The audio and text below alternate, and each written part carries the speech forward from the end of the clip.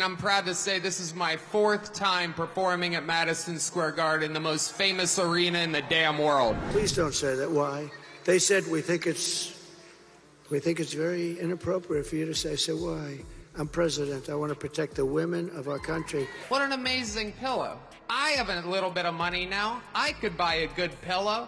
And I took the pillowcase off, and there it was. My pillow, my pillow, my pillow. Ever wonder what happens when a foul-mouthed comedian crashes a Trump family party? Tony Hinchcliffe found out the hard way at Madison Square Garden, and let's just say it wasn't pretty. From sleeping in his car behind the Comedy Store to opening for Trump, Tony's journey is wilder than a night out with Rudy Giuliani. But can he keep it clean for the MAGA crowd? Picture this: Tony Hinchcliffe, the guy who usually makes sailors blush, trying to clean up his act for the MAGA crowd. It's like watching a cat try to bark. Painful, confusing, and kinda hilarious. Tony waddles onto the stage, sweating more than Trump at a salad bar. Poor guy's used to drunk hecklers, not flag-waving grandmas clutching their pearls. He looks out at the sea of red hats, and you can almost hear his internal screaming. His first joke, something about parallel parking. The crowd's so confused they think he's talking about the Second Amendment. One guy in the back yells, "Yeah, protect our right to park." Tony's face says it all. He's in way over his head. Our boy Tony's looking around, probably wishing he could find Hunter Biden's laptop to hide behind. Maybe he could claim it's all a deep state conspiracy against comedians. Instead, he soldiers on like a trooper, a very unfunny trooper. Next up, he tries to warm up the crowd with a My Pillow joke. It lands about as well as a lead balloon filled with liberal tears. I got to see San Francisco turn into one of the most demented cities, one of the greatest downfalls I've ever seen. If I don't win this election, and I've been very good, you know, they say Trump's been right about everything. I've been right about a lot of things.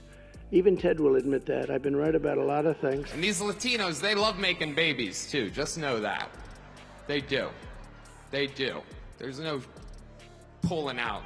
The crowd stares at him like he just suggested mandatory veganism. You could hear a MAGA pin drop. The tension in the room is so thick you could cut it with a Space Force laser. Tony's sweating bullets, the audience is getting restless, and somewhere, Tucker Carlson is probably laughing his bow tie off. But then, a miracle happens. Tony finally gets a laugh. When he trips over the mic cord, the crowd roars as he faceplants on stage. For a moment, he considers just staying down there. It's probably safer than facing the audience again. So will Tony Hinchcliffe's potty mouth survive a Trump rally? So far, it's on life support. His usual act is flatlining faster than Trump's chances of winning the popular vote. But hey, at least he hasn't dropped an F-bomb yet. Although at this point, it might actually improve his set. Poor Tony. He came expecting to slay the crowd, but instead, he's dying on stage. It's like watching a liberal arts major try to explain socialism at a gun show. Painful, but you just can't look away. Stick around, folks. This train wreck is just getting started. Just when you thought Tony's act couldn't get any more painful, he decides to tackle the trickiest topics of all: Hillary, Democrats, and the border wall. Spoiler alert, it goes about as smoothly as Trump's hair in a hurricane. Tony's up there sweating like Biden at a spelling bee. He's eyeing the sea of red hats like they're a bunch of angry tomatoes ready to squash him. Poor guy's probably wishing he could trade places with a certain orange turd right about now. Desperate times call for desperate measures, so Tony goes for the low-hanging fruit, a Hillary joke. The crowd perks up faster than Trump at a beauty pageant. You can almost hear the lock her up chants brewing. Tony's relieved, but he's tiptoeing through a minefield in clown shoes. Feeling a bit cocky, our boy decides to crack wise about Democrats. To be able to tell people to Google stuff. My mom's a boomer in the state of Ohio, and there's no convincing her of anything. She's eating the cats. You say, he's Hitler. And then they say, he's a Nazi. I'm not a Nazi. I'm the opposite of a Nazi. The other side's got a lot of crazy endorsements. Swift, Eminem, Leo DiCaprio, Beyonce. Every day the Democratic Party looks more and more like a P. Diddy party. Big mistake. The audience looks more confused than AOC at an economics lecture. One guy in the back starts talking about his pet donkey. Talk about a tough crowd. It's dawning on Tony that these folks aren't exactly binge-watching Netflix comedy specials. They're more Duck Dynasty than Dave Chappelle. Heck, they probably think Richard Pryor is the guy who makes those My Pillows. In a last-ditch effort, Tony attempts a border wall joke. It bombs harder than, well, let's not finish that analogy at a Trump rally. The crowd's so quiet you can hear Tucker Carlson's bow tie spinning from halfway across the country. Things are getting dicey, the audience is getting restless, and Tony's considering building his own wall, right between him and the first row. He's eyeing the exit like it's the last lifeboat on the Titanic. Finally, in sheer desperation, he compliments Trump's hair. Bingo! The crowd goes wild. It's the biggest laugh of the night. You can almost see Tony's soul leaving his body as he realizes what he's become.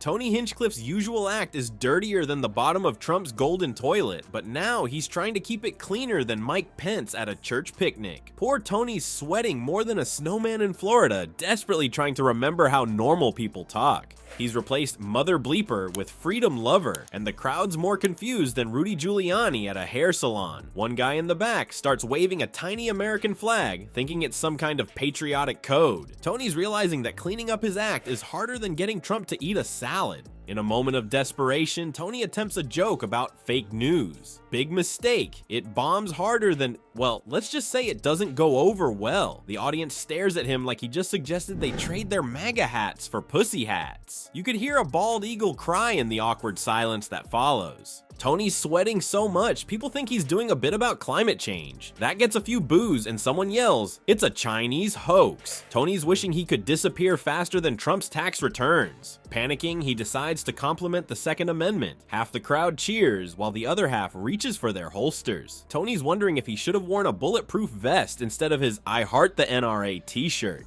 Hillary Clinton said that this is a Nazi rally here today. Joe Biden is a criminal, and he's been a criminal for a long time, and you're a criminal in the media for not reporting it. Let me remind you, Hillary, it was your husband who shot innocent people, or as he called them, interns. In a last-ditch effort, he tries to start a "Let's Go Brandon" chant. It's about as successful as Trump's healthcare plan. The crowd just stares at him, probably wondering who Brandon is and why they should care. Tony's dying faster on stage than democracy in a rigged election. Our boy's running out of clean material faster than Trump runs out of spray tan. He's starting to understand that in MAGA land, the real dirty words are universal healthcare and gun control. Tony's realizing that he'd have better luck teaching a cat to bark than making these folks laugh at anything that isn't directly praising their orange messiah.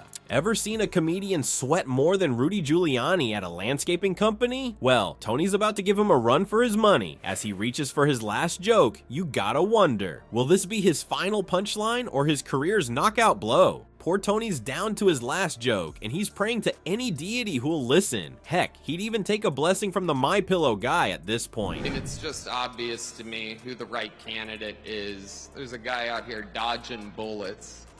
It is unbelievable, right? Jewish people would have a lot to do with the loss.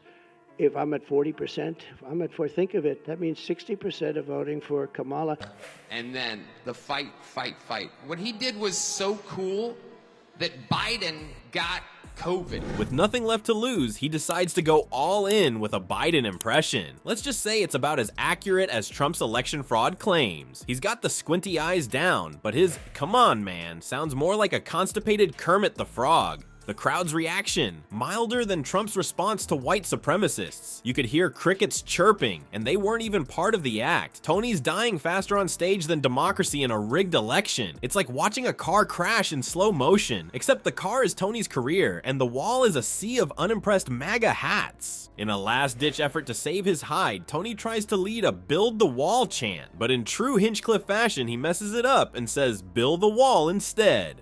Oops. But hold on to your toupees, folks, because this is where things get weird. The crowd loves it. They think it's some kind of genius plan to make Mexico pay for the wall. Build the wall starts spreading through the audience like wildfire.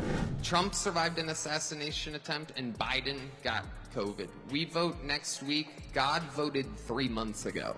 Has said, as he has, that women should be punished for their choices, whether he has talked about his pride in taking away a fundamental right from women. The team from New York should beat the team from California, not only in this election, but in the World Series of Baseball, America's sport. Tony's standing there, more confused than Trump at a science fair, but he's not about to look this gift horse in the mouth. Suddenly, Tony's grinning wider than Trump in a room full of non-disclosure agreements. He's riding this accidental wave of approval like a pro surfer on a sea of red caps. Who knew a slip of the tongue could save a comedy set? It's like Jon Stewart accidentally becoming popular with conservatives, except way more awkward. Feeling cocky, Tony decides to end with a rendition of God Bless America. Bad move, buddy. He butchers the lyrics worse than Roseanne Barr mangled the national anthem. It's so bad, even the American flags in the room are trying to fold themselves up in shame.